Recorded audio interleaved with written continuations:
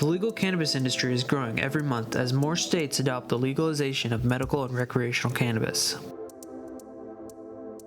The major hindrance on the industry in its entirety is the federal legal standing of cannabis under the Controlled Substance Act. Enter the MORE Act, introduced on July 23rd of 2019 by Jerry Nadler and presidential candidate Senator Kamala Harris. This act is a compilation of the combined efforts of industry leaders and these two political icons who want to usher the cannabis industry into the nation's economy. The MORE Act has 5 major functions that directly impact the cannabis industry, each of which tackle issues keeping this budding industry from growing into the major economic workhorse that this nation desperately needs.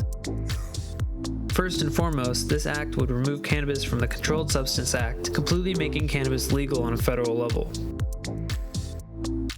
In doing so, cannabis would be reclassified away from marijuana, a term originally coined in the 1930s to play on the fears of immigrants in the midst of the reefer madness movement. Along with reclassifying cannabis, this act would create a 5% flat federal tax on all cannabis sales, as well as dictate where the proceeds of this tax would be used. All tax dollars from cannabis would be used to fund regulatory oversight and research. These tax dollars would also be used to fund expungement and resentencing procedures of businesses and individuals who have offenses related to cannabis.